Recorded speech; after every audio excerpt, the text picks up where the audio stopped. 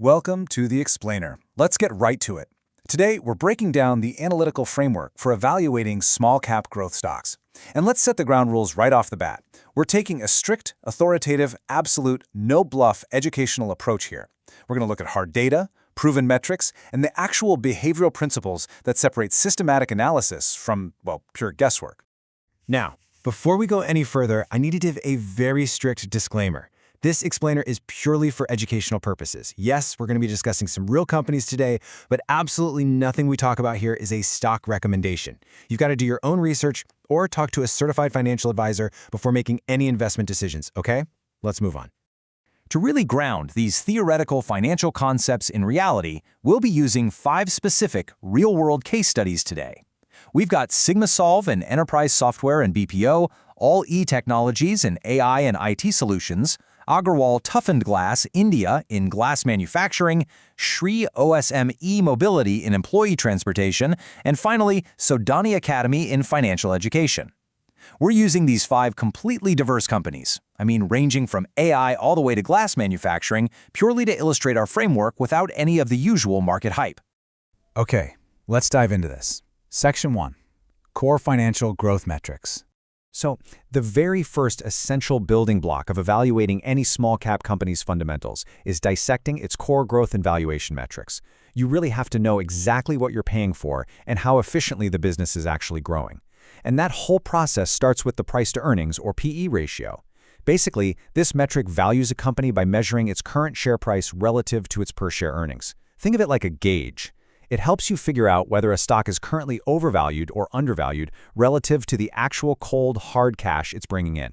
But, and this is a big but, finding a low PE ratio alone just isn't enough. And that is exactly where ROE, return on equity, and ROCE, return on capital employed, come into play. These metrics measure how efficiently a company is actually using its capital to generate profits. You don't just want a cheap company, right? You want a highly efficient one. If a business requires massive, staggering amounts of capital just to scrape by with a tiny profit, well, that's a massive red flag. Now, to see what high efficiency looks like in reality, take a look at Sodani Academy's trailing 12 months return on capital employed. It sits at a really impressive 32.04%. To put that into perspective, for every dollar of capital employed in the business, they're generating over 32 cents in pure profit. And this brilliantly illustrates a robust, solid indicator of management utilizing their resources effectively to scale up their financial education services. But of course, that efficiency absolutely must translate into consistent profit growth. A business has to ultimately expand its actual bottom line profits over time. A company might look amazing on paper today, but if that bottom line isn't growing year after year, that beautiful long-term compounding effect is just going to stall out completely. Now, what's really interesting here is All E-Technologies' financial trajectory from fiscal year 21 to 25. Look at that net profit compound annual growth rate of 36%.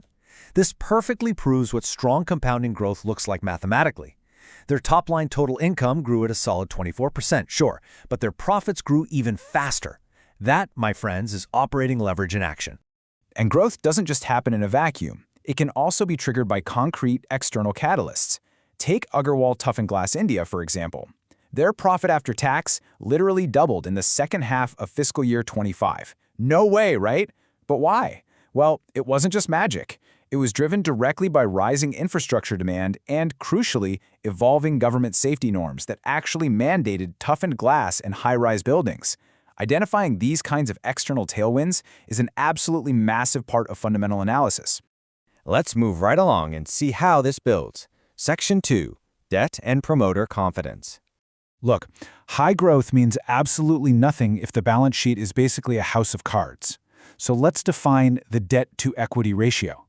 It's a measure of financial leverage that compares a company's total liabilities to its shareholder equity.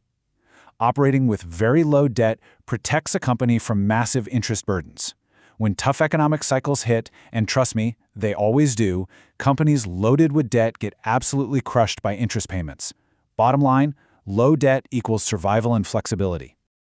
To anchor this low debt concept, let's look at a comparison to see exactly what a near debt-free balance sheet looks like in practice. Shree OSM e-mobility sits at a highly conservative 0.15 debt-to-equity ratio. Meanwhile, SigmaSolve operates at a 0.11 consolidated debt-to-equity ratio. These numbers tell us loud and clear that these companies are funding their operations primarily through their own generated equity, not by going out and borrowing heavily from banks. But beyond the balance sheet, you have to look at the actual people running the show. This is what we call having skin in the game, or promoter confidence. When founders and promoters retain high insider ownership or even go out and buy more of their own stock, it serves as a massive positive signal for long-term investors. It basically shows that the founders truly believe in the company's future growth, and more importantly, that their interests are directly aligned with yours. Just look at Sodny Academy's shareholding pattern to see what heavy insider ownership looks like in practice. As of the latest data, promoters hold a commanding 73.58% of the company, leaving just 26.42% in public hands. When the founders hold nearly 3/4 of the entire equity, you can be absolutely certain they're heavily incentivized to make decisions that drive long-term, sustainable shareholder value. Moving on to our final phase, Section 3, Essential Market Timing Rules. All right, now we must shift our narrative from simply identifying fundamentals to the behavioral aspect of investing, because here is the hard truth. Even a fundamentally perfect company can be a terrible investment if you buy it at the exact wrong time. So, here are the strict market timing rules you need to follow. First, avoid FOMO, that fear of missing out, buying right at the top of a bull run. Second, never catch a falling knife. Third, continuously track daily news for real catalysts. And finally, track quarterly results strictly for your entry and exit points. Investors absolutely must stay disciplined and rely on hard data rather than getting caught up in market hype. So the crucial point here is really about that falling knife rule. You should never, ever try to catch a dropping stock just hoping it'll magically bounce back. There is literally only one exception to this rule, and that's when there is concrete, verified positive news acting as a true catalyst to reverse the trend. We're talking about major events like a court case victory, a transformative new product launch, or a clearly documented significant increase in sales or profit. Finally, let's look at how you structure these kinds of companies together. I want to leave you with this provocative thought. Are you effectively diversifying across trending sectors to actually protect your capital, or are you just over-diversifying to the point of limiting your long-term returns? Think about it. If you hold too many stocks, constantly balancing your big winners with a bunch of average losers, you might actually be doing yourself a massive disservice. Understanding exactly when to concentrate on high-conviction growth stocks versus when to diversify is the final piece of this analytical puzzle. Take a hard look at how your own portfolio is structured today.